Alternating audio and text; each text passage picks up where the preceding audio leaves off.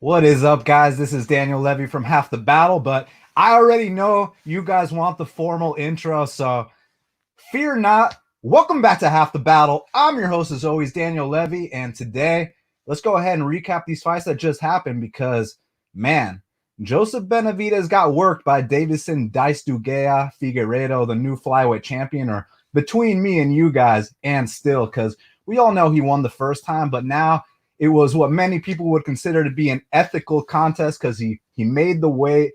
And I mean, he won fair and square. There was no headbutts unless that one moment when he got on top of him, it kind of looked like he went for a headbutt again. I think it might have been a kind of an inside elbow, but if they're not talking about it, we're not going to make it a big deal. But man, on a real note, Davison went out there, dropped him 3-4 times in that first round, looked unbelievable. Every single thing that he touched him with hurt him. So it was quite an impressive performance. And I want to take y'all's questions. Maybe even have one of y'all hop in here with me. If one of y'all want to talk to me, let me know. Maybe we can work that out. But regardless, we got to talk this fight card that just went down. And man, Davison Figueiredo is a problem. It's going to be interesting to see who he fights next. I guess the two options are definitely Moreno. Moreno's been doing his thing, man. Moreno looked unbelievable against Jussier Formiga, who, I know MMA math doesn't mean shit, but you guys know Jussier got the dub over Figueiredo. But regardless of that, because that's kind of irrelevant, Moreno, when he fought Formiga, it seemed to me like that was the fight where the kid turned the corner. So he's got a good case for the next title shot. Obviously, Askarov did his thing tonight, and he went to a draw with Moreno. But again, between you and me, we all know who won that fight. Moreno. So back to the champ, Davison Dice Dugea Figueiredo. And sorry if I'm repeating myself, but y'all know Dice Dugea means God of War. And I mean, man, I've never seen a flyweight that hits that hard. We used to talk about guys like John Moraga or Ryan Benoit being the hardest hitters at flyweight. I mean, even Lineker, but we always consider Lineker to be a bantamweight because he always missed that flyweight. But those were always the hardest hitters. I think now we got a number one hardest hitter in flyweight history. And I mean, shout out to the old school legend, Kid Yamamoto. But I think most of his fights were at 35s, right? He might have fought at 25s, once or twice. But the new generation, Davison Figueiredo, man, I don't see too many guys getting past his power. And people try to act like he's a KO or bust kind of guy. And I disagree. I mean, when he fought Pantoja, there wasn't a knockout, and there were 330-27s on the scorecard. So I think he can go the full 5-2. Like, let's say that Pantoja fight was a 5-round fight. He could have coasted the last 2 rounds and still went out there and won a 48-47. So I disagree with this whole thing that Figueiredo, can't go 5 rounds hard. We know he can. And I like the fact, too, that when he dropped him that first time, he didn't blow the load trying to get him out of there. Because that submission defense by Joe B, while rocked on top of everything, was pretty second to none. I mean, I don't know how he survived some of those. Obviously, the last one finally got him, but man, the dude's tough as nails. But, I was kind of worried because I had a bet on Figueiredo. So we drop him, we take his back, almost choke him out. And then he gets back up. I was like, shit, is Davison about to gas? But no, my boy Davison paced himself the entire time, the entire 5 minutes or less, right? But hey, he got the job done, right? So he definitely paced himself. And he did his thing, and man, it's going to take someone special to come out here and beat him. He's going to have an off night or meet his match. So I can't wait to see. I mean, who do y'all think should fight him? You think it should be Moreno or Askarov, or am I leaving someone out? Because, I mean, let's pull up these rankings real quick, because I'm pretty damn sure it's got to be Moreno or Askarov, right? And my vote's Moreno. But let's see what they're talking about here on the rankings. Okay, so the rankings right now, Davison, Joseph, who we just beat twice in a row, Brandon Moreno, who I think is next, Alexandre Pantoja, who just lost, Alex Perez. Alex Perez is no slouch. I like this kid, Alex Perez. He's definitely proven himself. I wasn't convinced he was, of that title contention category, and I was wrong about that. The kid definitely is. So, and then obviously Askarov. So I think those are the guys in the talks. It's got to be Moreno. You know what I mean? So gotta do it for him. And then obviously Benavidez, man, he did his thing, in terms of making it to a title fight in the UFC. Not a lot of guys can say that they made it to that title fight. So he did it on multiple occasions. So no matter what, he'll always be a, former WEC number one contender, former UFC number one contender. the guy's a badass. Definitely got to tip my cap to him. Hopefully they let him come out here and, get one nice little win to ride off into the sunset. I mean, who are we talking about? We got Matt Schnell. That's a possibility. You could always do the rematch with Tim Elliott, even though, guys, for selfish reasons, I want to see my boy Howley and Paiva get that Elliott fight. I mean, look, they're both coming off controversial unanimous decision wins. So let them go ahead and face off. And since everyone thinks my boy Paiva lost his fight, maybe I won't have to pay minus 300 when he fights Tim Elliott, So I'm down to see something like that. But as far as Joseph Benavidez' retirement fight, tell me in the comments below who you want to see him fight. But yeah, I'm thinking something like a Matt Schnell. Like, let's go ahead and guarantee him this win so he can go out there, leave his gloves in the center of the octagon. Hopefully this pandemic shit will be behind us by then so he can have like Megan interview him in the cage and he can have his moment, go out on a nice highlight reel finish. So yeah, props to Joe B, but man, tonight belonged to Davison Dice Dugea, and I cannot wait to see his first title defense. Man, that's a force to be reckoned with at flyweight.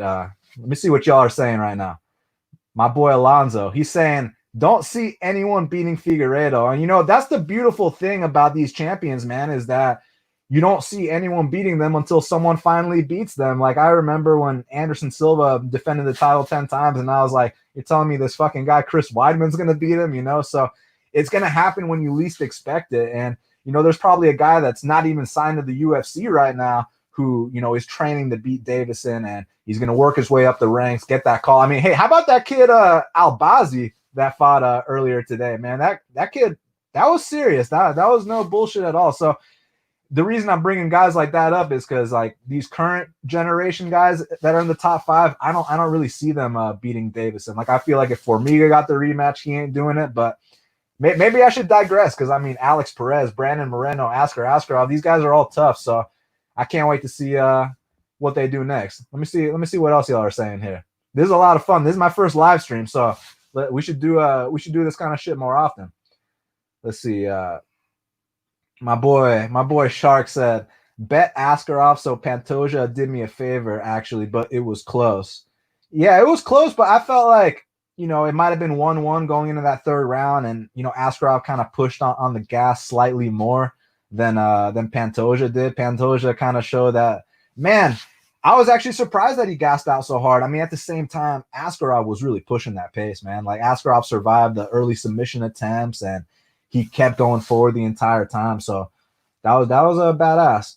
John says, why was Joe trying to stand and bang with him? Well, I mean, I would look at it this way, man. I mean, the first time they fought, Joe's a guy that takes down like most of his opponents. The first time they fought, it was easily sprawled on when he tried to take down Davison. So he probably felt like, man, like, I can't take him down. And then you also remember Davison took him down, picked him up and slammed him, almost got him in that armbar. So Joby might have low-key felt like, man, I'm outmatched on the mat. And he might have had this whole headbutt excuse played up in his head where, like, hey, if I don't get headbutted, I can out-volume this guy. But it wasn't the case. The power was too much. So I just think he was kind of, to put it lightly, I think he was fucked in every area of that fight. In terms of, stand-up wrestling, jiu-jitsu, but also in terms of the physicality, man. Davison Figueiredo has some serious physical attributes for the flyweight division. There's no denying it. Welcome back to Half the Battle. I appreciate you, bro. So let's see. Jimmy the Drunk. Any idea what DJ's contract with ONE looks like? I know it's looking fat as hell because, I mean, his head coach, Matt Hume, is, he's got stakes in the company, right? So, of course, he's being taken care of. People are acting like the trade, with DJ and Ben Askren was one of the worst things the UFC ever did. That's complete bullshit. It's one of the best things the UFC ever did. Not only that, it was beneficial for both parties because UFC, we got one of the best knockouts in UFC history when Jorge Masvidal ran across the cage and flying knee Ben Askren's head into the 5th row. You guys catch, I almost said Benson Henderson. Shout out to my boy Ben. It wasn't him. It was Ben Askren.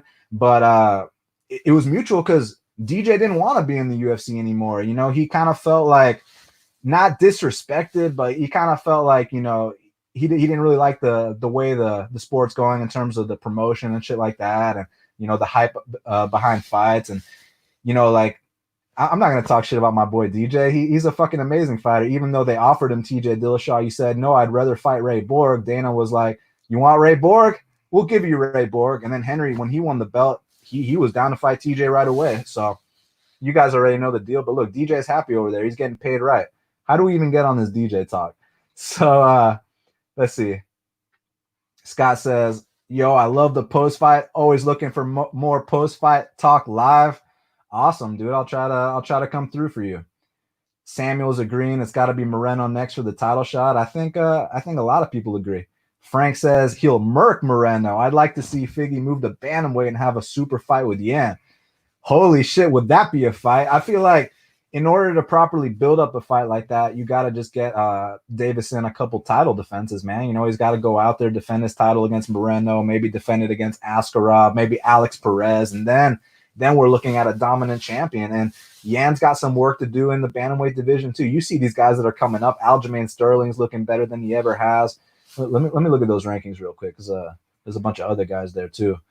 I know Marlon Moraes is ranked number 1 in the world. Aljamain Sterling, I think we all feel like he deserves the title shot. Cody Garbrandt's got a huge name. He's got 2 million followers on Instagram, so one win from him, he could be right up there. Corey Sandhagen, you know, once he gets back on track, there's so many guys. Pedro Munoz, obviously Sean O'Malley and Cheeto got a big fight coming up. There's Marab, like there's so many guys at bantamweight. So, but yes, I do want to see that fight down the line between Yan and Dice Dugea Figueiredo. Let's see what else y'all are saying here. Oh wait, let's see what Intra said first. When will people realize Kelvin is overrated and has beat nobody but people outside their prime? Well, you spelled "there" wrong, but we're gonna get to that in a sec. We're talking about my boy Davison Figueiredo. We gotta talk about the champ first, man. Then we'll get to the undercard fighters. So, hey, good shit, Evan. 2U Lipsky gave back 2 on Ibrahimov, but got the 3 on the guy that beat Joseph Duffy, Joelle Alvarez. I got to tell you, that's my biggest regret, not betting him. Kind of embarrassed about that, actually, but, I'm not going to be the kind that cries about, oh, I passed on this. My leans went 5-0. Like, no one gives a fuck what your leans went, All that matters is how your bets went. So you ain't going to hear that kind of talk from me, my man. But I got to give you props on the winning night. Rob Brown, my boy Rob Brown. Hey, y'all got to put some respect on my boy Rob Brown's name. He's always been a real dude to me, and I'm a good judge of character, so I fuck with Rob Brown. Alonzo says, flyweight is getting stacked. Dude, you couldn't have said it better, man. I mean, you got obviously the new champ, Davison Figueiredo. You got the guys I mentioned, Moreno, Askarov, Perez, but then you got these up-and-comers who you guys might be down on now, but I'm telling you, do not sleep on my boy Holly and Paiva. Like, you got to understand, the kid's only 24 years old. He flies to Abu Dhabi without his cornerman. He's in a foreign country. He had to get Elizio Zaleski's people to corner him to help him cut weight. So he was just in an uncomfortable environment, and he still pulls off the victory against a very, very experienced and tough opponent in Zuma Gulov. Zuma Gulov's a guy that already came into the UFC with wins over Ali Bagautinov, Tajir, and Tyson Nam. So, I mean, that's pretty fucking experience for a newcomer. And my boy Paiva got the 1st and 3rd. Live with it, So let's see what else y'all are saying. My boy Cloud says, what's up, Dan? What's up, Cloud? How's it going, man? Moreno and Jared Brooks if the UFC goes and re-signs him. Now, why the hell would you move Jared Brooks up to the top of the line, man? I mean, he couldn't get past Shorty Torres, so why are we talking Moreno? I know people think, oh, Jared Brooks got robbed against Davison. Guys, Jonah Hill, cut. No, he didn't. No, he fucking didn't. I mean, there was only one person landing damage in that fight. Yeah, you can pick a guy up and slam him a couple times, but if you don't do anything with it, he pops back up and then he's rocking you. I mean, come on now, my guy. Let's see what else y'all are saying here. This is a lot of fun, man. I like putting your questions on the big screen and talking to y'all. This is fucking awesome. What my boy Shark hit? All right. So I think it's time to move on to this co-main event. So now we can pull up my dude's question here. He was talking a little bit of shit about Kelvin. All right, so let's do this. So I gotta admit, I had a bet on Kelvin tonight, and yeah, obviously I was not expecting a 1st minute, 2nd minute heel hook. If you watch Hermansson's entire career, I mean, you do see some first round subs. So if you just say, oh, he got a first round sub, how is that a surprise? Look, that part is not a surprise. I was just thinking if he was to get a first round sub, maybe take him down and, smash him, which is a TKO, or, maybe Kelvin shoots and, then he gets that guillotine. But I wasn't thinking a guard sub, and someone's going to be like, but a guillotine that's on your back. No, I'm talking about like when you're on your back and then you attack for a sub, which is what he did with the heel hook. I mean, did any of y'all see that shit coming? Hey, props to anyone that cashed on Hermanson, but like real talk, did any of y'all see a heel hook coming? That was, I got to say that was quite impressive on Hermanson's part. I think a lot of people feel like it was, maybe a fight IQ thing, but I don't know if I agree. Like, let's recap how the whole fight went. The fight starts and Kelvin walks him down, kind of pushes him into the fence, lands a couple shots, and then Hermanson went for the takedown. Kelvin reversed that and kind of turned it into, a slam of his own. Then he's on top. And I think we were all kind of surprised that Kelvin got on top of Jack so early. Me having a bet on Kelvin, I was like, oh, perfect. We're going to break him right away. This is great. And, I was thinking maybe we can get off on some ground and pound of our own. But, man, when Kelvin was like, this guy is no slouch on the ground. Maybe I should pop back up. It was at that moment that, Jack transitioned to that leg lock. So, man, hey, beautiful heel hook. I'm saying, how about the winner of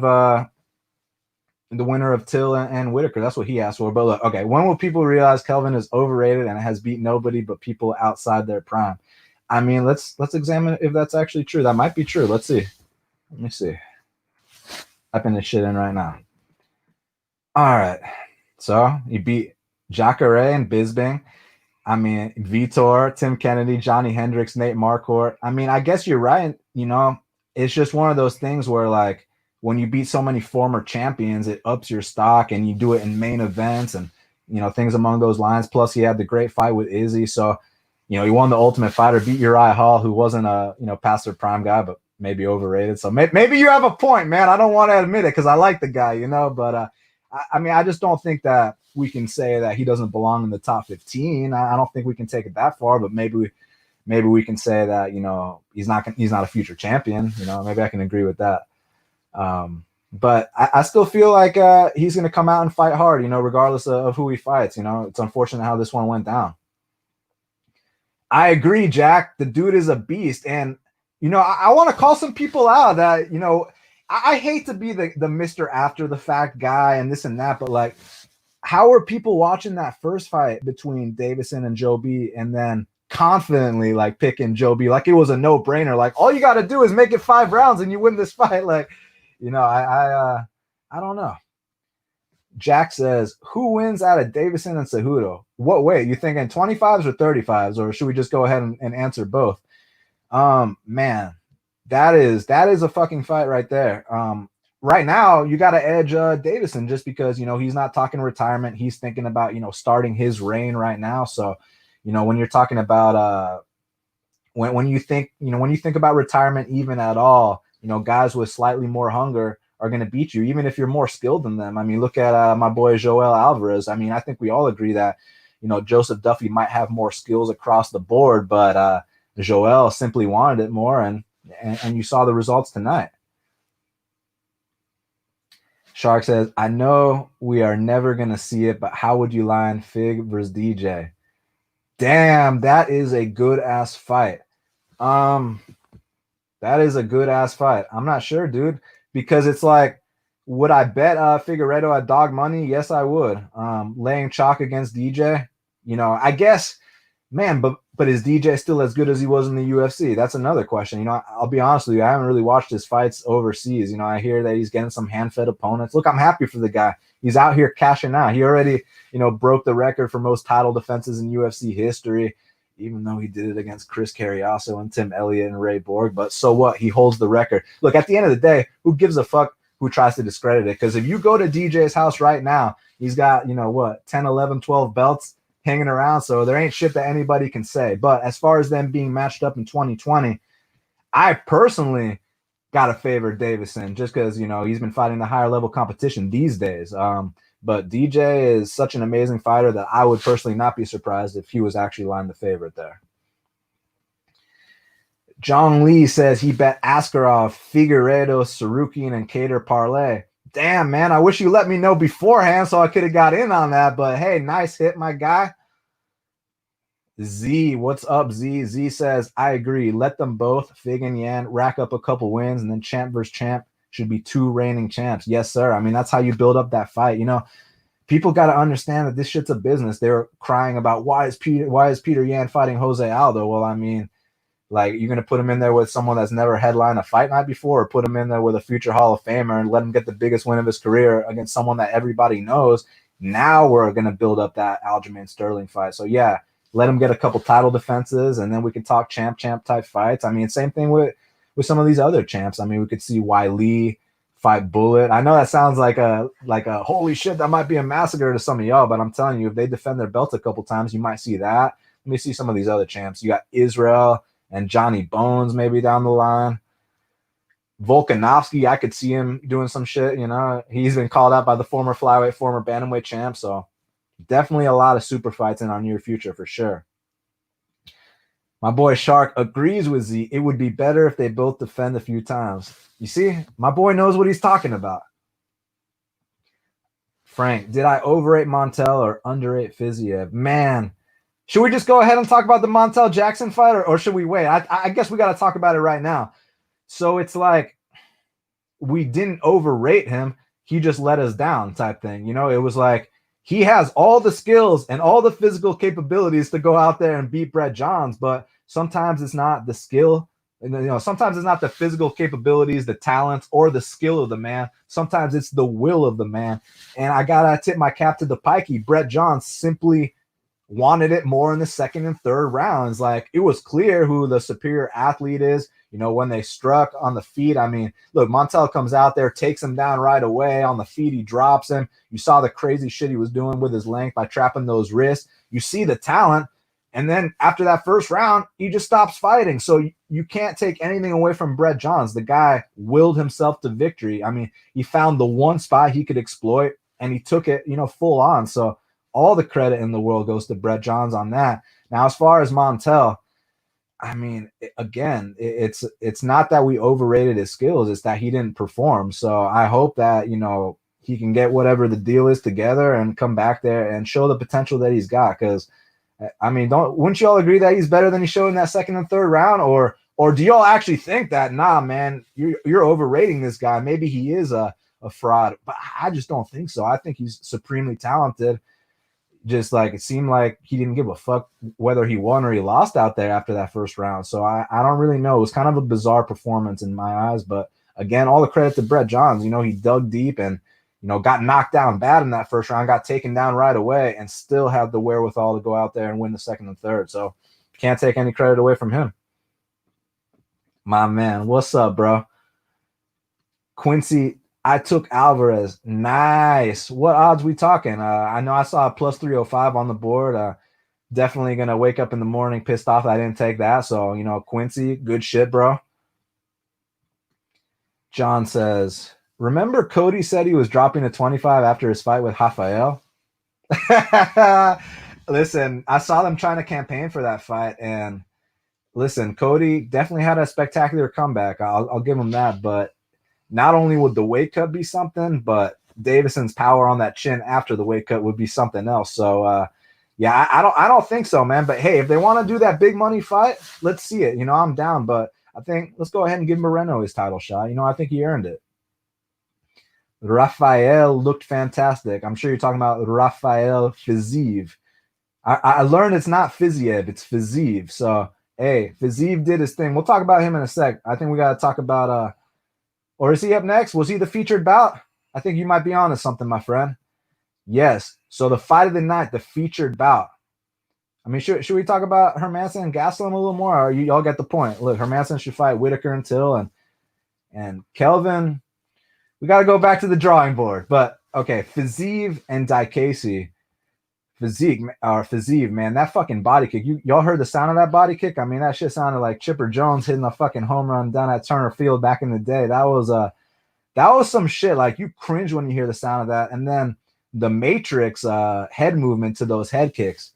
That's one of those things where he kind of rolls the dice. Right now, he's fast as hell doing that kind of shit. But I'm telling you, if he does that a couple years down the line when he's a little bit older, someone's going to clip him bad. I mean, he got clipped bad 2 fights ago, but you can't discredit him. I mean, what about him and Brad Riddell? I feel like they're kind of in the same boat, in the same weight class. They have the former, kickboxing backgrounds, but they showed that, they got the skills to, I would say they can compete with some top 15 guys, honestly, man. So are y'all down with that matchup? What do y'all think? Brad Riddell versus Rafael Fiziev? Does that sound like a good one to y'all?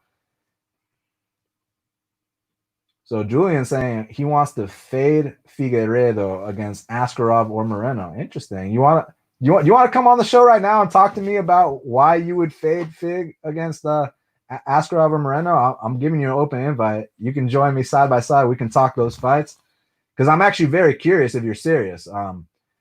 But I don't want to count them out. I mean, they're in the position they're in for a reason. But if you want to make the case for them, I'd love to hear it. Because I know I got a case for Davison Daistugea Figueiredo. My boy AJ says, you're right about Montel, Dan. Montel is super talented. A loss for him against Johns may be the best thing for him. Allows him to improve and learn even more now. Yeah,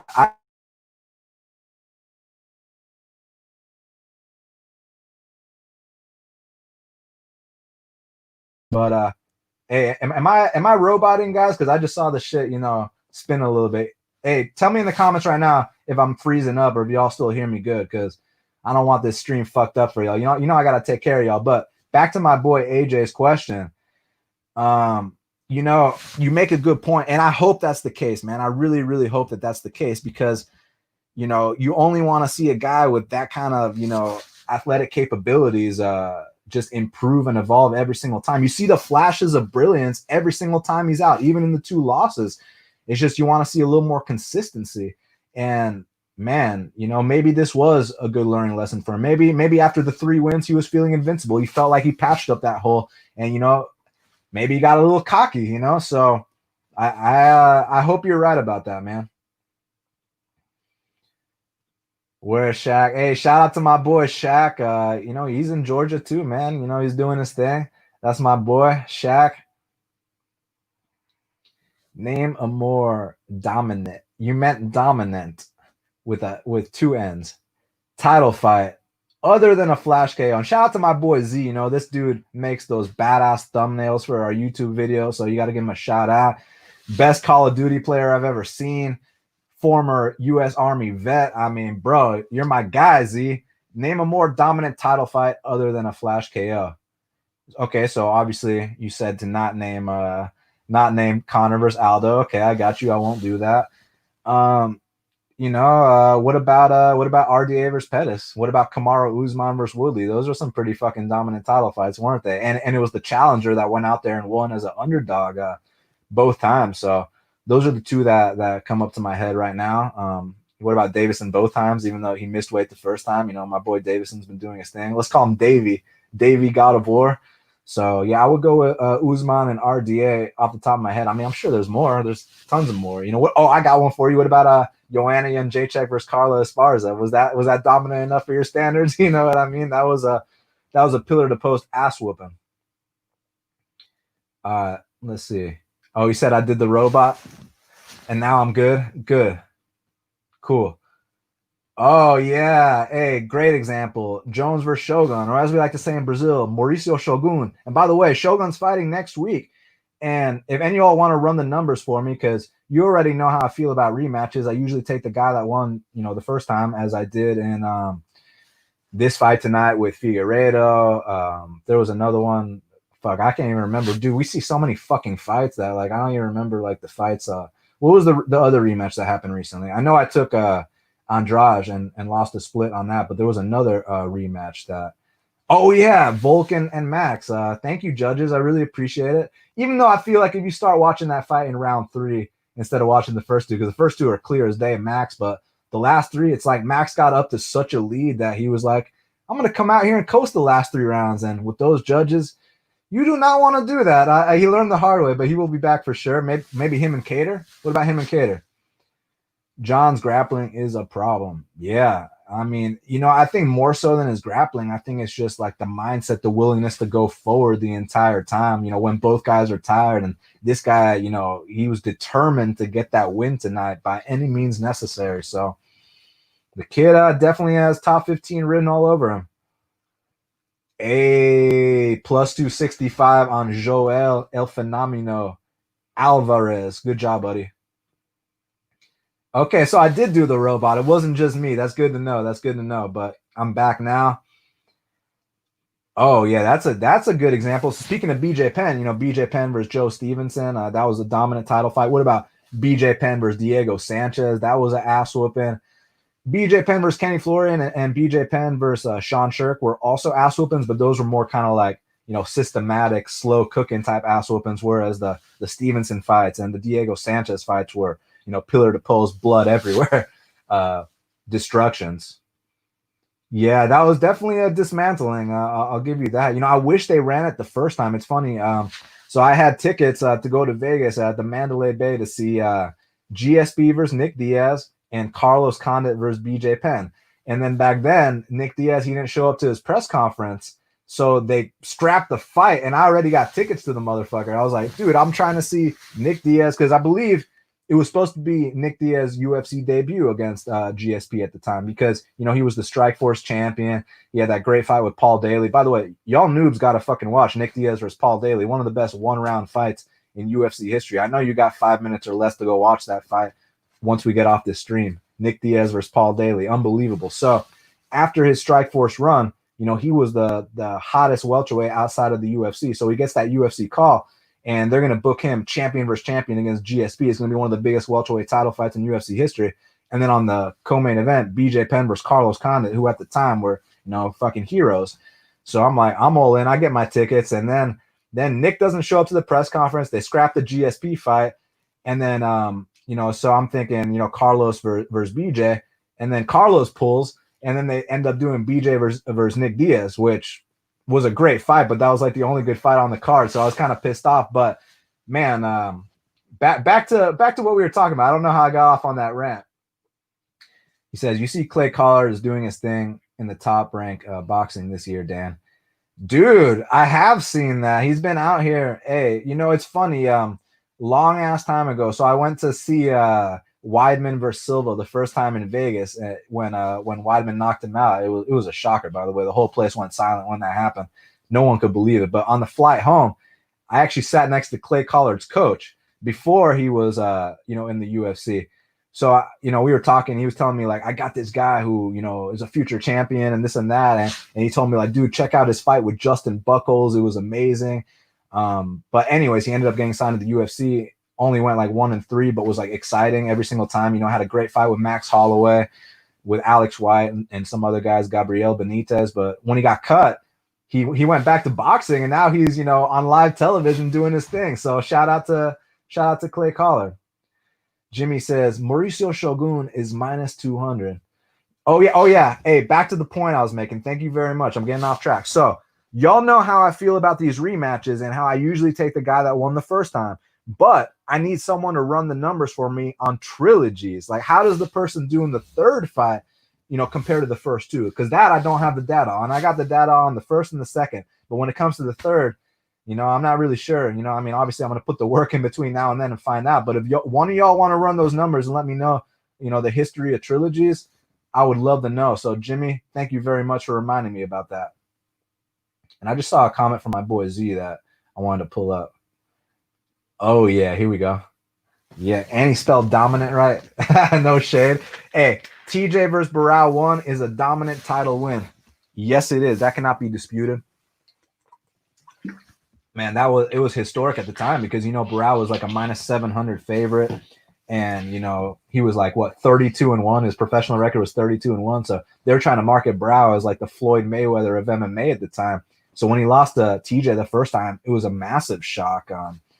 I was surprised, man. Evan said, I already put 1K on Mauricio Shogun at minus 190. Give me a 70% shot over 100% shot any day of the week. Okay. We'll do that. No, but in all honesty, like, I'm curious because like the first two fights were close, man. And now, they're both aging. I was actually shocked to hear Lil Nas 44. No joke. I'm not exaggerating. I know we like to joke around, but he's legit 44. Like, holy shit.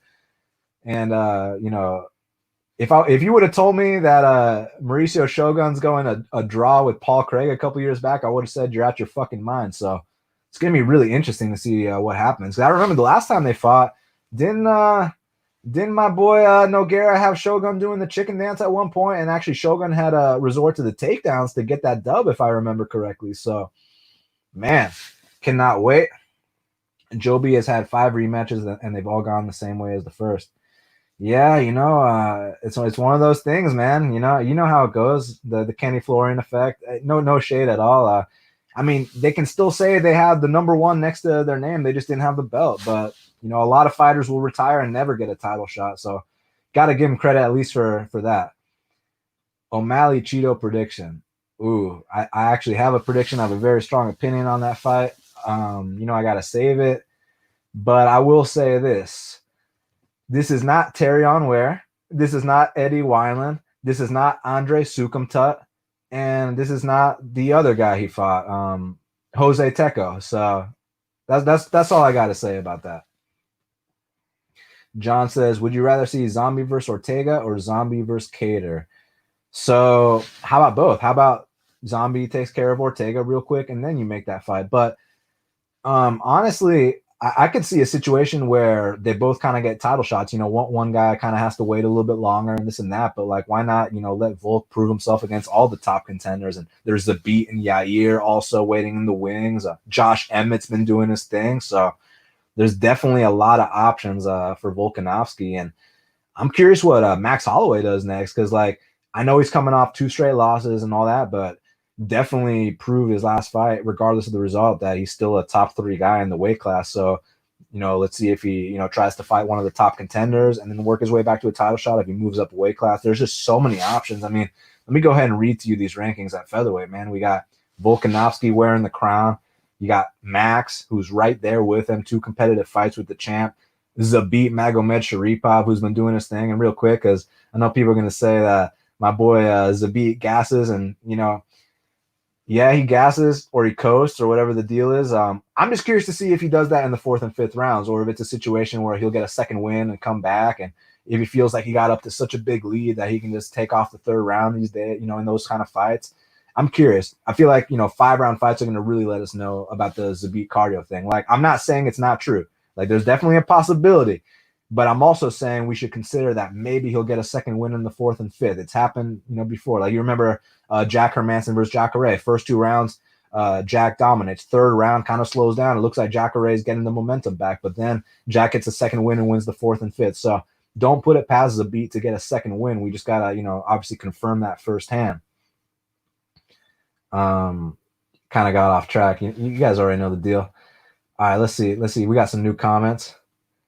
What you laughing at, man? You want to come on here and talk with me? Did I say something funny? Rice McKee versus Chimaev odds. Well, I mean, you already know, but from my lips to God's ears, minus 1,000 Rice McKee, right? You know what I mean? We gotta hope for the best, because we gotta take advantage of situations. But unfortunately, I don't think it's going to be playable. To answer your indirect question. I don't know who he's referring to, but that's funny as hell. Zabit is never winning a 5-round fight. Well, we just addressed that. I wouldn't write him off yet. We got to find out firsthand. Excuse me. Volkanovski's next opponent. Who do I think? Oh man, either Cater, Zombie, Zabit, Emmett. Sorry to give you 4 options. There's so many. In my opinion, O'Malley would punk Cheeto Vera, even though I respect Cheeto. Song Yadong has already been proven as a fraud. Well, when you say punk Cheeto Vera, like, what exactly do you mean? Because, like, the guy's from Ecuador and moved to the United States to chase the American dream, and was one of the hardest workers. And when you talk about punking someone, this guy went to Brazil, fought John Lineker, won the 3rd round, on 2 of the scorecards. So I don't really know if anyone's coming out here and punking Marlon Cheeto Vera. Now, could he knock him out? Potentially. I mean, Sean O'Malley is definitely very, very accurate. He's precise for the weight class, but punk him out, like, Cheeto doesn't strike me as the kind of guy to get punked out. So I respectfully disagree, Eric. Cater would be a popular underdog versus Volkanovski, true or false? Well, I mean, I think it's a situation where you see dog odds on either of those guys, and people are going to be taking the shots because both those guys are the kind of fighters you want to back. Period. They're winners. They go out there. They're going to fight for your money. But obviously, we can talk about the leg kicks. Do we have to give away everything? You know what I mean? But look, real talk, yeah, of course, people are going to back both guys. At any price. Honestly, let's be realistic here. Which guys do you have on auto bet, if any?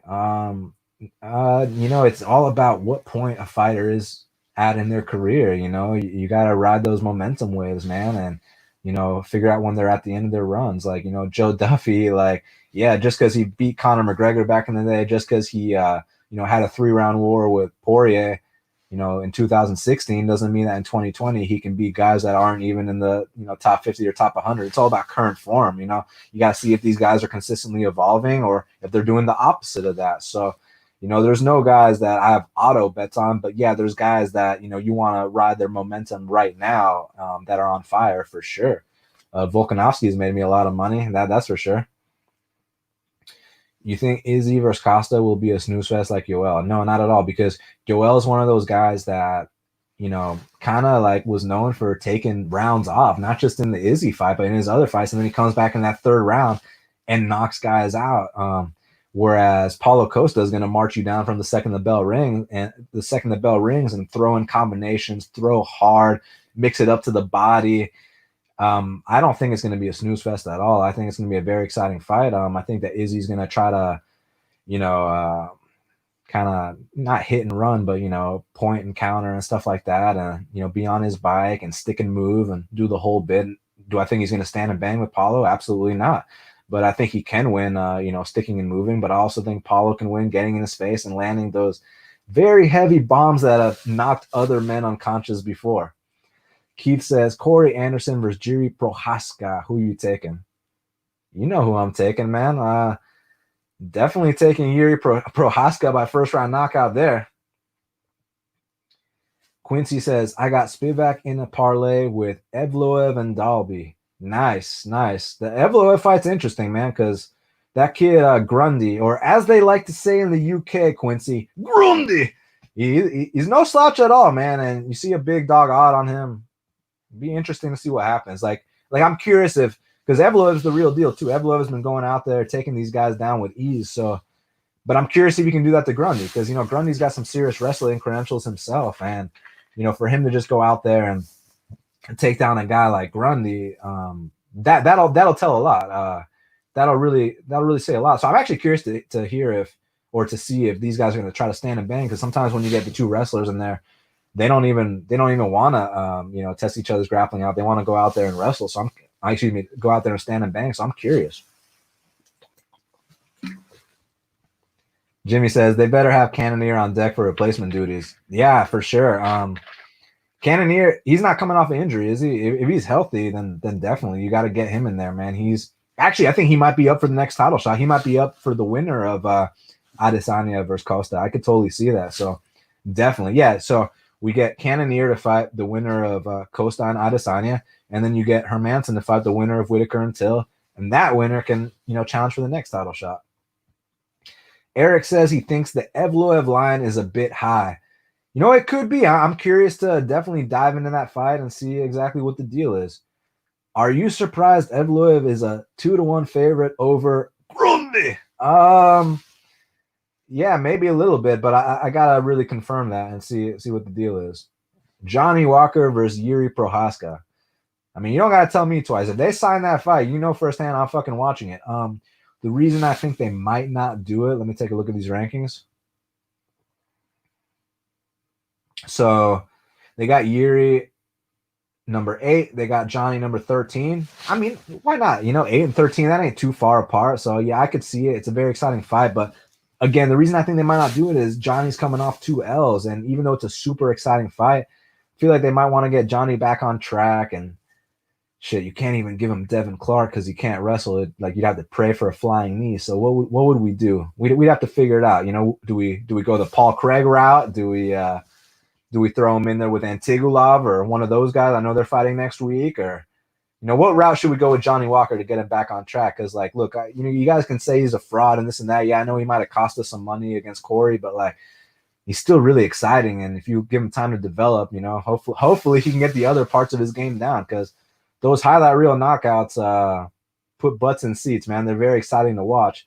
But as far as Yuri, he's to me, he's a top 5 guy right now. I mean, I feel like when you come into the UFC with 30 pro fights under your belt, you beat a top 5 guy in Volkan that impressively. I mean, I feel like you're ready to swim with the sharks right away. So I'm thinking Yuri versus the winner of Thiago Santos and Glover Teixeira, and then you can do Volkan Oezdemir versus the loser of that.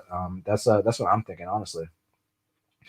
Eric says he thinks Evloev -175 is more accurate. It's a 50-point cushion. Okay, it'll be interesting to take a look and see where I line it. Keith says, would you want to see Jared the Killer Gorilla versus Darren the Vanilla Gorilla? Yeah, why not? I mean, if Darren goes out here and can beat Rob Whittaker impressively, which, is a tall order. The only man to do it in the last, 10 fights or something like that is the champ Izzy. So, yeah, if Darren Till can come out here and get this upset, he's right there, man. So, definitely. I mean, look, I want to see all these fucking guys fight each other. I mean, all these guys at the top, they're at such a high level. Absolutely. All right. So I feel like we gotta get back to recapping this card a little bit. So what about the Queen of Violence? What about Ariane Lipsky? Man, that knee bar, that was a thing of beauty. And she goes out there, drops her opponent right away. It was a body shot. And it almost seemed like she was about to, not get caught, but it seemed like Luana Carolina went for a bit of a calf slicer attempt. And, man, that's one way to counter a calf slicer, right? Went out there and got that knee bar. Really good job by Lipsky. And now I feel like she's got a little bit of confidence, 2 wins in a row in the UFC. And because, like, you got to think about this, like, because I know she came into the UFC with a ton of hype, the Queen of Violence, this and that. And they rushed her to, fight Joanne Calderwood, who Joanne Calderwood's ranked number 3 in the world right now, right? So when you're fighting these people on the regional scene, I know KSW is a good league and all that, but you're fighting these people outside the UFC, and then you come in there and they're like, hey, here's the number 3 girl on planet Earth. I understand why she had such a lackluster performance. She's not ready to compete at that level yet. But now that they're going out her, giving her the appropriate fight, she can build up her confidence, work on her skill set, slowly work her way up. She can be in some exciting fights for sure. What about like her and Priscilla Cachoeira? Like, is that not an exciting fight? Do stuff like that with Lipsky for now. Roman Dolidze, man, that was quite the knockout. I'm very impressed with the Georgian. Not Georgia, where I'm from, but still, he's a Georgian. I'm a Georgian, so I'm gonna give him a shout out. He did his thing, and the Georgians have been doing their thing. You saw Joe Jua go out there and get that sub. Merab Dvalishvili, arguably undefeated in the UFC. I mean, no, he's not, because Ricky Simon. Well, should we talk about that? Should we go on another tangent? 3rd round, Merab actually knocked himself out with a takedown attempt, head first into the mat, and then got choked out too. So he's not undefeated, but I thought he beat Frankie Saenz personally.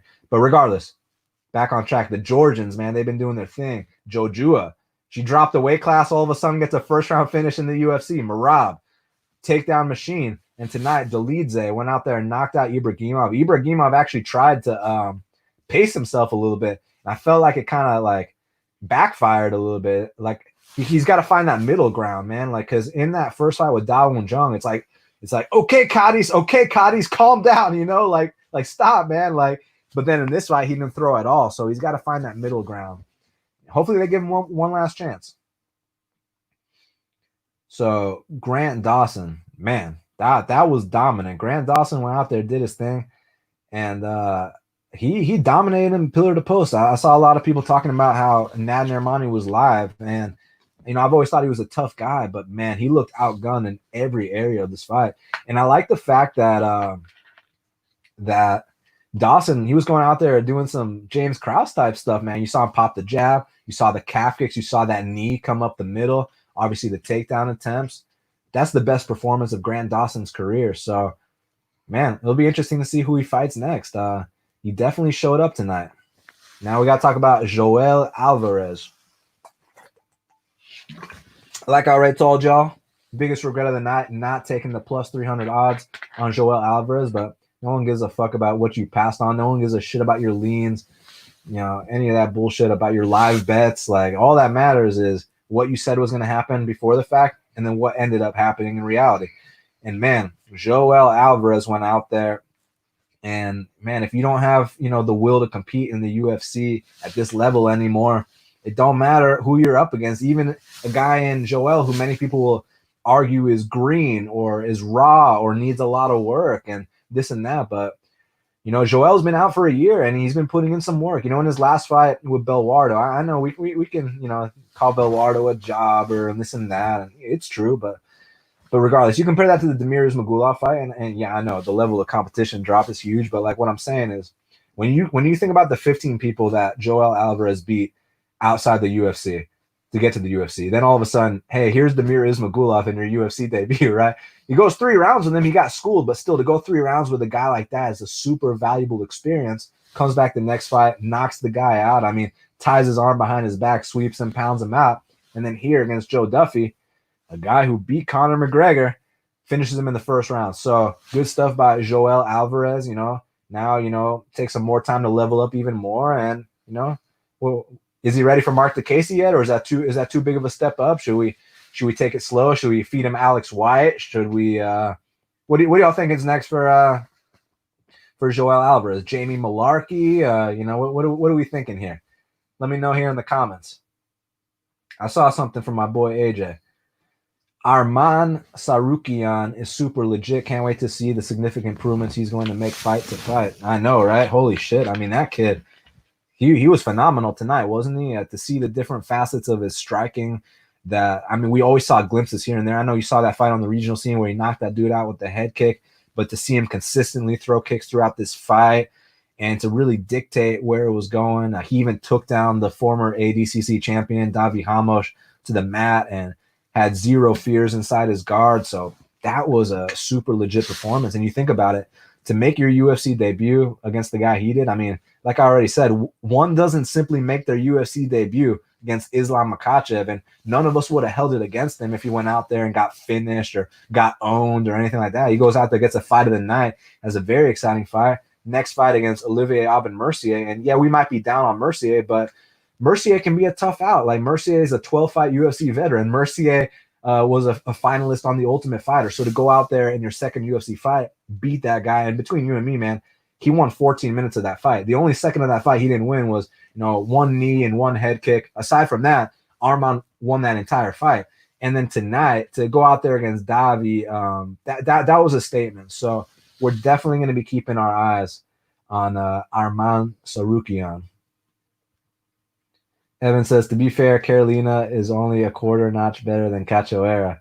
Hey, but listen, incremental step ups, right? It's better to move up than to move down, right? So you got to give these fighters a chance to really feel comfortable in there and to get their feet wet, because with the kind of hype Lipsky had coming in there, like I told you, man, she's going from that KSW scene to all of a sudden, hey, here's Joanne Calderwood in your UFC debut, right? So these are the kind of step ups in competition, or not really step ups rather, but these are the kind of opponents she needs to be facing, get that experience, get that seasoning, feel confident in the octagon, because she came in with a lot of hype. All that hype leads to a lot of pressure. So I feel like they're doing the right thing. My boy Karate Body says, I cashed in 2,200 today. Man, good job, dude. I'm proud of you, bro. Larry Dallas says, Till is overrated. I mean, I've heard that opinion before. I've heard it. But to me, when you got wins over Wonder Boy, Cowboy Cerrone, Kelvin Gastelum, I mean, you're at least a top 10 guy, right? So let's see how he performs against the former champion, Robert Whittaker. Eric says, Daniel, I like Werdum plus 250 against Gustafsson. I think that line is even further off. Olenek is no joke. Werdum could rebound. I bet Olenek in the last fight, but this is a different matchup. Yeah, it's interesting. It's one of those situations where it's like, was Werdum just rusty, coming off the layoff? Or is it a situation where, he's 43 years old and, these things don't get better, they get worse? Was that a sign of things to come? Because If he looks anything remotely close to that, I just don't have much faith in him. But at the same time, if that was kind of the fight where he got the rust out the way, showed he wasn't going to quit no matter how bad that first round was, and he can kind of build off that here and come in a little sharper, well, that's a completely different story, right? So I'm curious to see what the case is. There's one thing I know about Gustafsson is that, well, firstly, we've never seen him at heavyweight, but secondly, he retired his last fight. So already for him to be that big of a favorite, I'm already questioning it.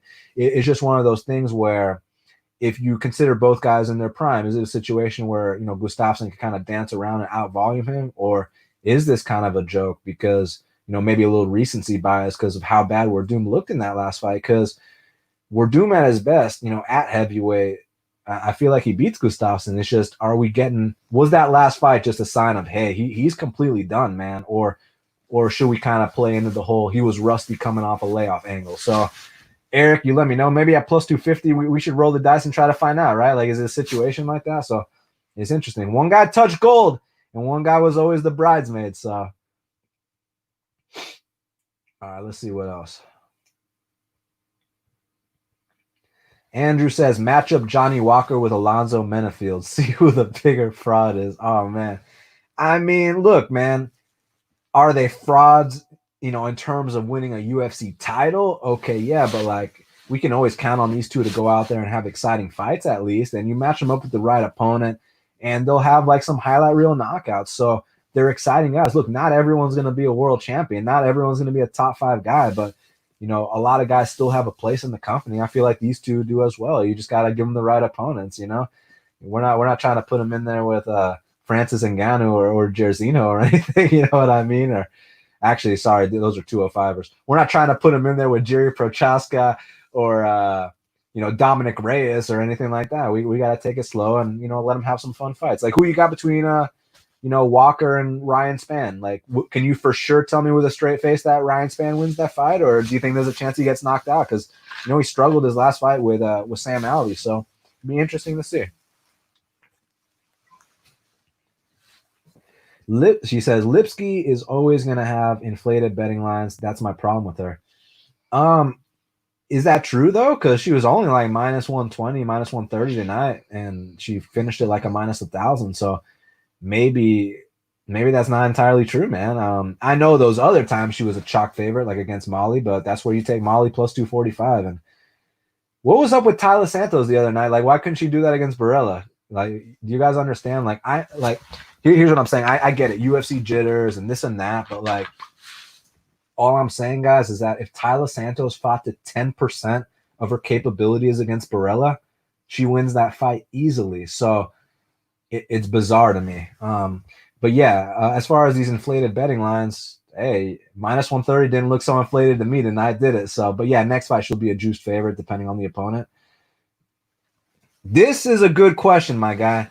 Is Chimaev the fastest turnaround in UFC history? All right, so what I need y'all to do is go on Wiki or Tapology and find out the Chas Skelly turnaround when Chas Skelly fought, back to back. I forgot who the opponents were, like Sean Soriano and maybe Tom Ninamaki. Were those the two, something like that? And then Chris Lieben against Aaron Simpson and Akiyama. So those are the two quickest turnarounds I know of. Let me know if Chimaev beats that. I think he might tie it because I think Skelly was 2 weeks. This is wait. It ain't a full 2 weeks because Chimaev fought on Wednesday. He might beat it, bro, because a week and a half seems like it might beat it. So I think you might be onto something. Damn, he's about to break my boy Chas Skelly's record. It's a shame. So I'm gonna tell Chas to enjoy the record while he has it for the next week.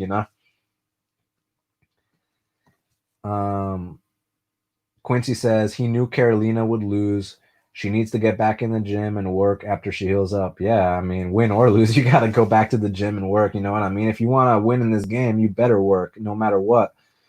Keith says, what do you think the hardest matchup is for Piotr Yan? Good question. Let's take a look at these rankings.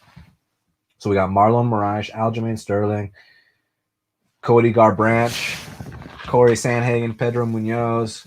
Man. So let's break down the kind of chances all these guys have against him. So Marlon Moraes. Basically, I think Marlon Moraes has to knock him out with a head kick or something like that early, because I think the longer that fight goes, Piotr's pace His pressure is too much for Marlon Moraes. So I would say Marlon Moraes has to catch him with something early. Aljamain Sterling.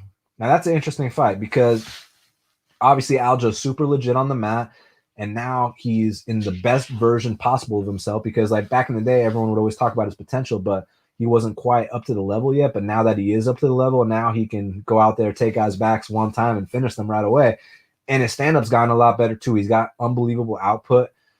I do think that Piotr is the tougher guy. I think if it goes to deep waters and both guys are tired, that Piotr can push more, but it's just about can he get to that point, without getting submitted. So I definitely think that Aljamain Sterling is a legit test. Cody Garbrandt.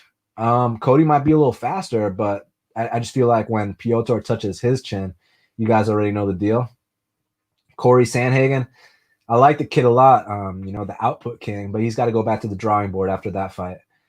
And then Pedro Munoz. They had a little run-in at the lobby once. So Piotr walks up to Pedro, shakes his hand, and then he doesn't let go. They're facing each other eye to eye. And, normally when you shake someone's hand, you shake it for a second, let go. Or nowadays in fucking this era, we don't even shake hands anymore. So fucked up what's going on, right? But look, he goes up to him, shakes his hand, and he's just looking him in the eye and, like, does not let go of the handshake. Like, Piotr Yan really intimidates these guys. And while he's shaking his hand, then he looks over to his coach. He's like, coach. So Piotr Yan's a scary dude. But, yeah, him and Pedro Munoz just stylistically would have a fun fight. I would say Piotr would probably get the better of that in terms of the volume and the output. But, Pedro's got a hell of a chin, and he'll come to fight. So there's so many good matchups for the champ. Gig made Benavidez look like the little brother. I think he meant Fig, but yeah, he did both times, man. I mean, you already know the deal. You knew what was going to happen going into this. I know we all love Joe B, but hey, little blondie, you want to be on my broadcast? So this is my little dog. But yeah, I mean, I think that he made him look like a little bro both times, and shout out to Joe B and Davison and Still, even though it's officially and new. Quincy believes that Figueiredo beats Askarov by knockout. Yeah, I mean, look, we saw Brandon Moreno drop him, I think, with a head kick. I would not be surprised if Davison knocks anyone out. The dude just hits that damn hard.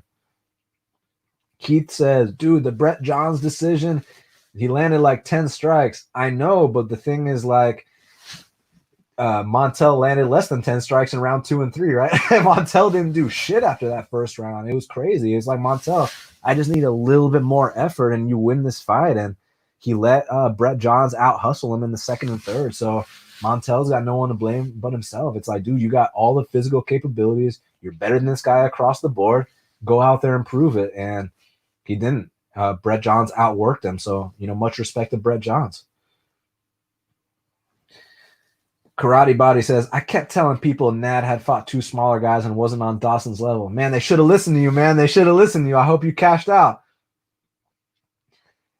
Frank says Nad was too small at 150 catchweight. I mean, yeah, but he was also in there with Grant Dawson. You know what I mean? They could have fought at 55. They could have fought at 45. They could have fought at 50, at 55. And Grant Dawson's still going to do that to him. So I think it was more of a matchup thing, honestly. Because I feel like Narimani looked, bigger than some of his other opponents. But then again, back to my boy Karate Body's point, he said he had fought 2 smaller opponents. So you are correct. Figueiredo has hands. Does he? He's got jiu-jitsu. He's got nice wrestling defense. Dude's the fucking champ. He's the complete package. Why did we mess up the Stamen fight? I thought for sure he was going to win. Lost lots of money. I sent him a DM and he responded that he lost $75K. Now I feel like an ass.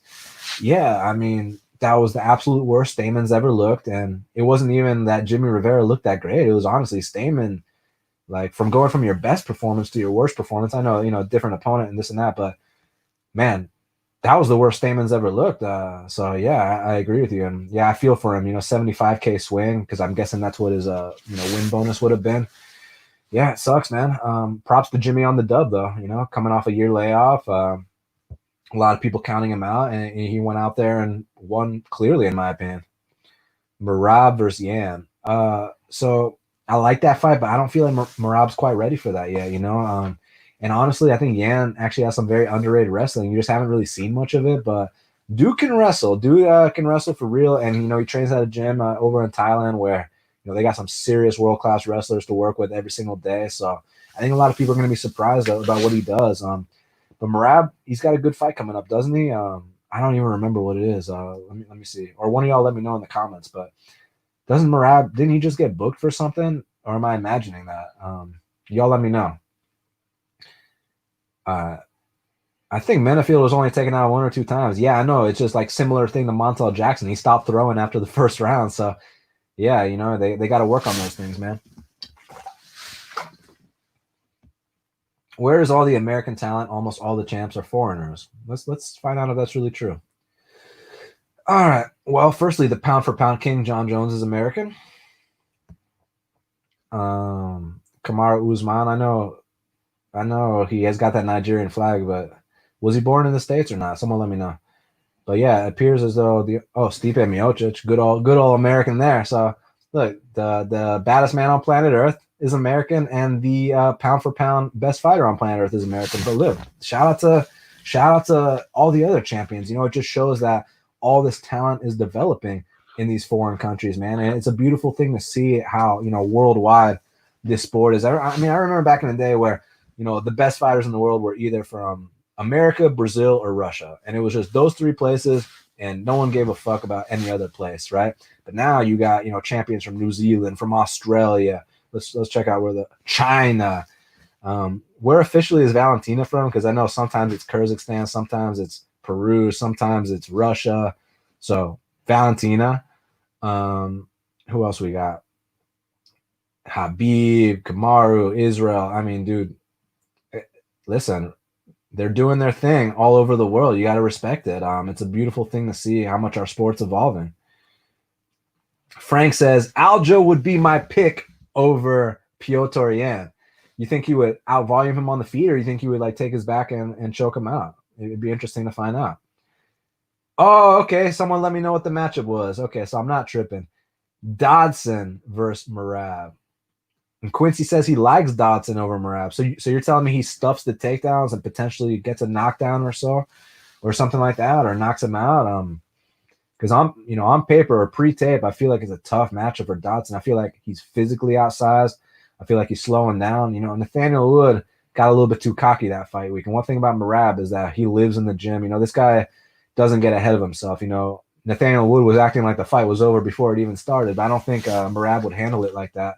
And I feel like he could actually big brother him, but I definitely got to research it. So if you're taking Dodson for the underdog pick, I'm gonna look into it, man. I'm gonna let you know what I think. Sugar Sean, Kathleen, what's up, Kathleen? She wants to know about Sugar Sean. Hey, he's fighting Marlon Chito Vera, and that's a serious fight. We're gonna see what happens if he can't get this first round KO. Because look, there's a chance he goes out there and he knocks out Marlon in the first round. Marlon is known for having slow starts. The thing is, Marlon is also known for having fast finishes, and Sean O'Malley actually slows down as fights progress, as we've seen the 2 times he went the distance, and in the past, if you go back and watch his history. So I'm very intrigued to see what happens if Sean O'Malley can't get that first round knockout on Marlon Chito Vera. Yo, Levy, what up? Yo, what up, Dirte Mexican? What's up, bro? I appreciate you. Rivera is no joke. Yeah, especially you bang with that guy in the pocket. He's no joke at all. There's no doubt about that. Figueiredo versus Yan would be sick. I agree. Oh, man, you hating on my boy Shaq. Why? Michael said, why you let Shaq ramble off in fight previews? So am I supposed to tell him to no, don't tell me your opinion, even though in this show you're supposed to tell us your opinion? Quit hating, my guy. Shaq's the man, and Shaq's insightful as fuck and brings a different perspective to the fight game. So ain't ever gonna tell my boy Shaq to tone it down. You gotta tone it down, Mikey. Z says Edmund secures a belt early 2021. You heard it here first. Oh, hey, I like where your head's at. That kid's no slouch at all. It's just now it's like one of these situations where we gotta test them. You know what I mean? Because he handled these guys accordingly, and I like the fact that he's kind of going the Israel Adesanya route in terms of he's fighting the exact same opponents. Brad Tavares, Derek Brunson. So it's perfect the way they're building up Edmund, and he's just a kid. Let me look up how old he is, man. I believe that he's let's see. He is 22. Holy fucking shit. You know what I'm saying? What were we doing when we were 22? You know, this kid's 22. He's, according to you, he's going to be fighting for a belt next year. So they just got to give him the right fight. So I feel like Brunson, that's the perfect fight. And basically what we need to see is we need him to go out there and we need him to finish Brunson in the first round, because that's what's going to let us know. Because you look at, Robert Whitaker when he fought Brunson, finish him in the first round, title shot. You look at Izzy, finish Brunson in the first round, title shot. So I feel like, Edmund does that. He's on the right path. He'll be on the short list for sure. No matter what, he wins this fight, he's getting a big fight next. So definitely up there in title contention. Marty from Nebraska. That's funny. Usman was born in Nigeria, raised in the States. Okay, yeah, for sure. Man, he's a tank, man. That dude is a beast. Quincy says he knows how to grind. His takedown defense is superb. Rivera. Yeah. I mean, his takedown defense is superb, statistically speaking. I think it's some of the best in the bantamweight division. Hold on. Shaq knows a lot. He's a great co-host. I know, right, man? Shaq's awesome. Hold on. Someone asked me about how we met. Let me find that question real quick. How did you and Shaq meet? So this is really funny, actually. So we'd always like followed each other on Twitter and stuff, and like, we comment on each other's shit and this and that. And then one day I saw him like talking about like go Hawks, I think, or go Falcons, go some, ATL team. And I mean, come on, ATL for life, right? We represent Atlanta Braves, baby. So I was like, I messaged him. I was like, you from ATL? And he's like, yes, sir, I am. So I was like, we should catch a fight sometime. And, we hung out and got along right away. We were boys right away. And then, we just kept hanging out ever since. And then, I'd have him on the podcast here and there, always liked his insight. And then, I had a different co-host at one point. And then when things didn't work out with that guy, I felt like, Shaq was ready to step up and fill the shoes. So I was like, you want to be my new co-host? He said yes. And, the rest is history. Tigerman 57 says, Yuri Prohaska, excuse me, versus Roman Dolidze is a fight to be made. Yeah, I agree. It's just that Roman needs to work his way up. Because, I mean, we're talking about Prohaska, who just beat the number 5 guy on planet Earth in Volkan Oezdemir. And then Roman, great win, no doubt about it. But you beat, an 0-2 guy who's now 0-3. So Roman's got to work his way up. But, yeah, they both keep winning. We could definitely see that fight down the line. So Eric's correcting us. He was born in Auchi, Nigeria. Awesome, man. Yeah. Kamaru, the Nigerian Nightmare Usman. He's a serious champion. MMA KO says, first time seeing you do a recap. Let's go. Let's fucking go, bro. I'm loving it, man. This is fun. We're going over an hour, taking all your questions. I still want to have one of y'all side by side with me, talking to me. You know what I mean? Asking me some questions. If any of y'all want to step up, you let me know. Might do a little, brief, interview first to make sure everything's all good. No, but let me know if one of y'all want to come on here and talk to me. But Marab is DK Gold. I'll never fade. Okay, I'm glad you brought this up. You know who else is DK Gold that is so underrated? Because like a lot of the top DK players hate on this guy for some reason. But Deiveson Figueiredo, let's talk about this. I sent a tweet out about it. Let me see what my tweet said real quick. So basically, my tweet said 133 DraftKings points for Figueiredo tonight. Deiveson has scored over 100 DraftKings points on 4 separate occasions and 90 points or more on 3 other occasions. The guy's a slate breaker. So, and for some reason, a lot of the top DraftKings guys don't like him because they value like volume guys over power guys, which is cool and all. But in this weight class, his power is so impactful that you have to value Deiveson. And the numbers speak for themselves in terms of how he scores on DraftKings. So Deiveson Figueiredo is DraftKings gold. But yeah, for sure Marab is too. MMA KO said, broke a 10-fight losing streak on DraftKings with a $700 profit. Always appreciate the podcast. I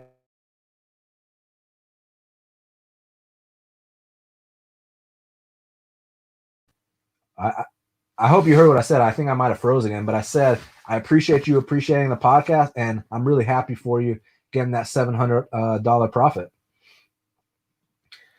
Dirty Mexican says, anyone think the Pantoja fight's commentary was way off? Very close. Look, it was definitely a close fight. To me, that fight kind of came down to the third round. I felt like Pantoja won the first, and it's interesting because it seemed to me like Askarov was kind of taking over the first two after the initial submission attempts. You hear my dog snoring? Blonders, why are you snoring in my video? Come on now. So, okay, so the fight starts off, Pantoja gets those early submission attempts, and, he's doing great at the beginning part of the round, but then it seemed like Askarov was kind of coming back. He got back on top, but then Davison had this fucking beautiful back take, and he stole the end of the first round. Do I keep calling him Davison for some reason? My bad. Pantoja had that beautiful back take, steals the end of the round. Second round, got to give to Askarov. Outworked him, out-hustled him. And then third round was so close, but I felt like Askarov did slightly more. So for me, was a 29-28 for Askarov. And Massive says, what former champ do you think has the best shot at being champ again besides Max? So like any weight class? Let's take a look, man. Let's see what former champs we're working with. I know the next pay-per-view, there's Daniel Cormier taking on Stipe Miocic, and I'm not really sure who I got yet, but obviously if he wins, he would be the next, former champ. Like he could be the most, he could be the guy to do it the most soon, is what I'm fucking trying to say. Sorry, it's like 1:45 a.m. No excuses. All right, let's see who else. Former champ. Max Holloway is like right there. It's just coming off 2 losses. He's probably not going to get the title shot next. Who else we got? Dustin Poirier. Okay. How about this? So let's say Khabib loses to Justin Gaethje, which is a huge if, because Khabib's 27-0 for a reason. He's unbelievable. But let's just say that Khabib loses to Justin Gaethje, and then you do the Poirier versus Gaethje rematch. I'm not saying Poirier wins, but there's a chance he wins. He beat him once, and it wasn't like, he caught him with some shit early. I mean, fucking Poirier kept up with the output the entire time and then finished him in the 4th round. So if you see that title rematch, then there's a chance Poirier reclaims his belt. Who else? Don't see Rose Namajunas beating Wiley Zhang. Sorry, guys. I know there's a lot of Rose fans in here, but I don't see that happening. So yeah, I mean, look, all these guys in the top level could go either way sometimes, but I would say DC just because he's up next. Maybe Dustin Poirier. We'll have to tune in and find out. Dirty Mexican says, it's me, Danny B271. What's up, Danny B? My guy. Yeah. Oh, I feel like I already read that. Yeah, I agree, man. Shaq's the man. Jack Scott says, who do you think would win a straight kickboxing match, Khalil Roundtree or John Jones? John Jones. Because it becomes a battle of wills, and John Jones is so much tougher. I mean, yeah, Khalil could, maybe land a fight-ending blow early, but that fight goes 3-5 rounds. I got John Jones. And obviously I got him in any kind of martial arts matchup with Khalil. Y'all got a lot of questions. I like it, man. How do you feel about Montel Jackson's ceiling now after his performance? Well, man, I mean, so the potential's still there. I mean, he's still as good as I think he is. It's just a matter of he's got to make better decisions out there. It's really on him, man. That's all it is. It's one of those cases where it's like, you can't give him any more athletic gifts. You can't give him any more technique. I feel like he's in shape too. It's really just up to him to make the right decisions in the fights. And only he can determine that, because I still think he's got, the raw talent to beat anyone in that weight class. It's just like you saw it in that first round. But if you stop fighting in the second and thirds, you got no one to blame but yourself. And again, not taking anything away from the pikey. He fought his heart out tonight. You know what I mean? Let me see if any of y'all are messaging me on Twitter saying any shit right now. Oh, my boy Jamal Hill was trying to come on. He said he's got to put his kids to sleep, though. We'll get Jamal Hill on later. Let's see. My boy Rob messaged me. Hey, how would y'all feel about me having Jamal Hill on? How legit's that guy, man? Only 9-0, 8-0, and that first fight had an output, clinic, over 100 strikes landed, and then that second fight just knocks the guy out right away. So I'm very impressed with Jamal Hill. All right, let's see. Vincent, what's up, my boy Vincent? Hey, that's my boy right there. Love that guy. He says, Who would you like to see Islam Makhachev fight next? Well, does Islam have a fight? Is he booked already or not? Let's look it up. Because there's definitely a lot of cool stuff you can do with that guy. I'm just curious to see if they got a matchup for him already. Man, 18-1, huh? Okay, so he's not booked. Let's take a look at the top 15. So he is currently number 11. Number 10 is Ali Quinta. Hey, Ali Quinta is ranked ahead of him. Let's go ahead and get Ali Quinta out the rankings. How about Islam Makhachev versus Ali Quinta? Y'all down for that? SC for all says, maybe TJ over Yan if TJ's chin isn't done. Hey, I like where your head's at because TJ's got to prove something to us, guys. Like, I feel like TJ coming back, I'm not 100% convinced that he looks the same after, you know, that EPO is a fucking serious thing. And when you consider what, you know, TJ's biggest strengths was his fucking unbelievable cardio, his output, and all that stuff. And, you know, that shit's directly correlated to taking EPO. So let's see how TJ performs when he comes back before we, you know, jump to conclusions. But if he looks anything like the old TJ, then yeah, he'll work his way back up to a title shot. But there's also a chance he comes out here and gets sparked, you know, in the first round, his first fight back. So let's just hold up a little bit. Let's not count our chickens before they hatch, as they like to say. MMA KO says he loves to hear the phrase Khabib loses to Justin Gaethje.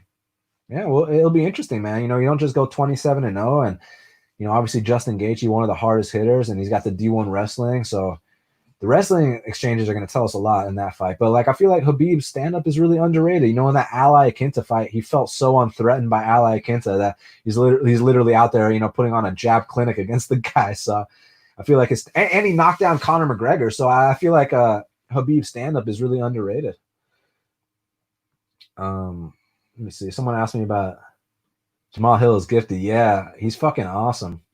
When is Chaz going to be on Half the Battle again? I asked him to come on this. He didn't respond. He must be sleeping. You know, my boy's got to catch up on some sleep. So when are you going to let me be a co-host? When you want to be a co-host? I didn't know you wanted to be a co-host. How do you and Shaq remember all the info fights of all these fighters every week? I use Fight Pass Sherdog to research matches, but like, damn. Sorry about that. I just dropped my mic. Firstly, I appreciate the compliment. Secondly, I mean, I guess, you know, part of it, blessed with great memories, but also we just love this shit so much, man. You know, like truly, truly love this sport at the end of the day. So you have no problems, you know, researching, you know, the history of the sport, the history of all these fighters, you know, all that stuff's like intriguing to me. It's something I really like, you know, following their careers on the regional scene to make it to the UFC, to see their, you know, their runs and this and that. So, you know, seeing all these guys with potential, scouting them, we just love this sport. So that's pretty much it. I appreciate that question, Keith. All right, I think I might have answered most of the questions up top. Hold on. Did you hear what happened to Mike Davis? Yeah, he had like some kind of injury, right? Something along those lines. I'm sure he'll get over it. Met at the weed house. Don't lie. Hey, don't put us on blast now, man. MMA KO says that Dolidze knee KO was wild. Look forward to whatever is next for him. Yeah, for sure. And I feel like, you know, why not just like build him up and, you know, let him fight like Paul Craig or Antigulov. You know, let him fight one of those guys, man. And let him tee off on Tyson Pedro real quick. You guys remember that guy Tyson Pedro? Let him do some shit like that. Or you want to throw Saperbeg Safarov in there with him? You know, I don't care. So something like that. Just, you know, he's only like what, 7-0 now. So he had a great win over Ibragimov, no doubt about it. But you know, we gotta take the right incremental step ups in competition. We can't just, you know, rush him in there. All right, let's see what else y'all got for me. This is fun. That back take so fucking slick. I know he's talking about Pantoja. That Pantoja back take was so fucking slick. Definitely was. You got that UFC 4 pre-order yet? Nah, I don't. I played the beta for like a second. I mean, I barely have time to play any video games, but I need to see this roster, man. They gotta sell me on this roster because like the last game didn't even have like Volkanovski or Wiley Zhang, you know. So, and like is missing like Vicente Luque and like Bilal Muhammad and all these fighters. So As long as the roster is on point, then I'm good to go. So let's wait for the roster reveal real quick. Jamal Hill on Half the Battle. Shit. I know. He's fucking awesome. How do you know all these fighters personally? Well, I mean, I obviously here on the regional scene, I do commentary for the NFC, so I'm just really involved in the fight community. And before this fucking pandemic shit, I was also training all the time in jiu-jitsu with all these guys, and they just see that I'm really passionate about this sport, and I do sponsor 7 pro and amateur athletes, and always trying to give back to the community however I can. So I'm just in the fight game balls deep. That's pretty much how it is. Hugo says, what do you think of Chimaev quick turnaround versus McKee? I like it. I like it a lot. Only thing I'm worried about, or not worried, only thing I'm curious about is, him dropping to 170. Maybe it's an easy cut. Maybe it's not even a big deal. But, he just fought at 85 versus Phillips. Is he going to look fine at 70? I know some of his past fights were at 70, so he's going to look fine. It's just, a week cutting the weight. Like, how heavy is he? And, all that shit. I mean, we know at least he's got to cut 15 pounds. Is it maybe a little more than that? So, yeah, I'm curious. But, yeah, obviously, in the skill department, he's got this guy outclassed. I mean, McKee's a guy that fucking went to draw with Richie Smolin. And if you don't know who Richie Smolin is, that's the guy that got leg locked by Luis Pena, by Violent Bob Ross in his UFC debut. Wait, was it a leg lock? I don't even fucking remember. No, sorry. McKee is the guy that goes for leg lock, or Smolin is. Sorry, I'm messing up right now. Let me pull up Luis Pena. Did he choke him out? He might have choked him out. Let's see. We watch so many fights that we forget. All right, so he guillotine choke. Okay. So let's backtrack. So Rice McKee went to a draw with Richie Smolin, who got choked out by Luis Pena. And now Rice McKee is fighting this fucking monster, Chimaev, but it's at 170. So it'll be interesting to see what happens. He's 10. Who's 10? I'm not sure what you're talking about. Who got you in MMA? For me, it was Chuck Liddell and a UFC video game I had when I was 10. Then BJ a few years later. Yeah, all those guys, man. I mean, I remember Forrest Griffin, Rampage, BJ Penn, Carlos Condit in the WEC, Jose Aldo in the WEC. Yeah, all those guys. Like, I think I became a hardcore fan around, like, the Rampage, Chuck, Forrest Griffin, around that era. UFC 88, when Rashad Evans fought Chuck Liddell in Atlanta, Georgia at Phillips Arena. That was the first pay-per-view where, like, before that I'd watch pay-per-views, here and there, and I always found the sport super intriguing, but it was that event where I watched every single event, after that consistently. I did go back and learn the history of the sport, though, and watch all the previous events, but I'm saying UFC 88 and on, I haven't missed a pay-per-view. Oh, he's saying Mike Davis got T-boned on his bike and almost got ran over right after. Wait, we're talking about Mike Davis? Damn. I'm glad he's okay. That's fucked up. Keith says, also, I'm from Arizona, and our sports teams suck, so I love that with MMA, I can pick and choose which fighter to root for. Yeah, but look, you still got to be a Diamondbacks fan, you know what I mean? You still got to be an Arizona Cardinals fan. They still exist, right? I don't even fucking know, but, like, you got to be a Diamondbacks fan. My boy Randy, the Big Unit Johnson, Kurt Schilling back in the day. Y'all got some legends in AZ, so don't forget that, man. Stay loyal, because, yeah, just because the Hawks are sucking right now, or maybe the Braves aren't doing their best, or the Falcons always choke on the playoffs. I'm always going to represent ATL teams. I don't switch to other states or cities or anything like that. It's ATL till the day I die. So you got to be the same way with Arizona, my guy, or Phoenix, wherever you're from, right? All right. Vincent says, after Gooden smokes McCown on July 23rd, do you think he finally gets the call from the UFC? So he's talking about my boy Jared Nitrain Gooden, who has a 16-4 record. He's the top welterweight prospect outside the UFC. Yeah, I mean, look, I'll tell you all a little secret. Mick Maynard told him get 2 finishes and you're in. He got those 2 finishes, and I think we had a contender series opportunity, but, like, Jared wants to stay active, man. Like, Jared wants to fight right now, man. So, let him go ahead, headline this Titan FC event, go, finish this guy real quick, and hopefully we can just bypass contender series and get in real quick. But if we got to go to contender series too, he's perfectly ready for that. Right now, Jared Gooden's looking the best he ever has. He's in the best shape he's ever been in. He's more focused than he's ever been. He's finally it's easy to say he's finally taking it seriously because he's always taking it seriously, but like I feel like he turned a corner, man. He's on a different level now. He's staying in shape year round now. He's dieting properly. He's not just relying on his talents anymore. He's all in. So I'm very, very impressed with Jared Gooden, and it's going to be bright skies for him. Chimera is too good of a grappler. I think you meant Himaev. Chimera is like that old metal band, right? Keith says, bro, I'm 5'11 with a 78-inch reach. I wish I would have started kickboxing when I was younger, 26 now, and it feels pointless to start. I mean, it might be pointless to start in terms of like competing, but it's not pointless to start to get in shape and learn how to defend yourself. You can do that at any point, and it's a great outlet. You feel amazing after the workouts, and you feel like you got something to work towards. So I wouldn't say it's too late at all, man. Keith says, I'm a huge Suns, Cardinals, and D-backs fan, bro. It's just painful. Yeah, I know. I understand. But at least you got some legends in your franchise. Panthers, Falcons. Yeah, in what universe? I know you remember what happened the last time we faced off. I know you remember the last couple times we faced off. Cam got his ass beat, right? And now they're shipping Cam over to New England. So peace out, But Falcons all day. Falcons all day.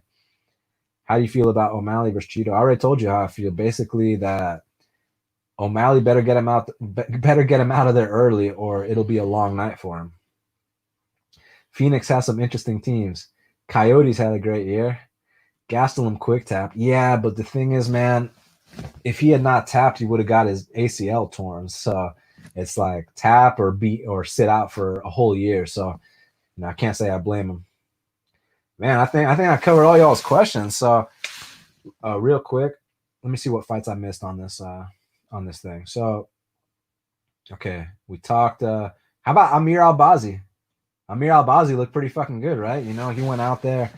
That's how you make your UFC debut. And I feel like in a weight class that's, as shallow as, well, actually, he fought at bantamweight, but isn't he normally a flyweight? I feel like he might normally be a flyweight. I know he fought Jose Shorty Torres, but regardless, if he's truly a flyweight, he can make an impact on the rankings right away.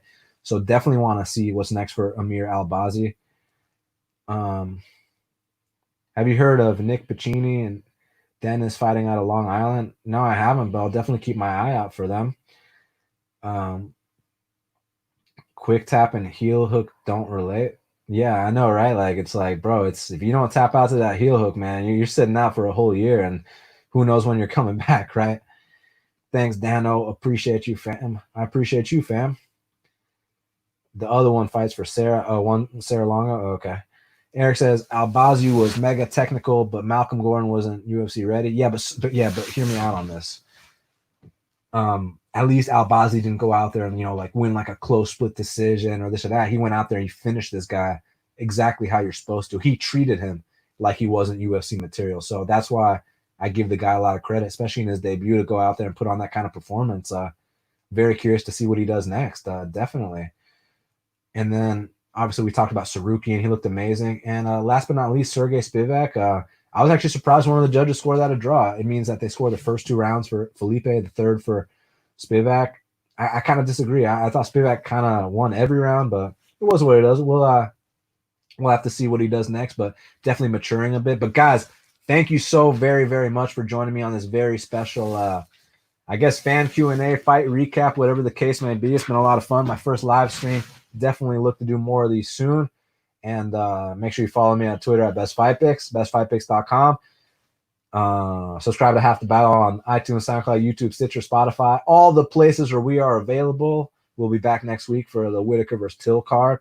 So you guys know you can follow me, with Half the Battle, the show, but then also got some other shit in the works. Got a new show with Dan Tom, a Line Movement MMA betting show. It's a lot of fun. Go follow Line Movement on YouTube. And then also I got the Patreon show with Brett Apley, Kyle Marley, and Joe Sunsu, 3 of the best DraftKings players in the industry, and a lot of DraftKings related stuff there. So y'all already know where to follow me.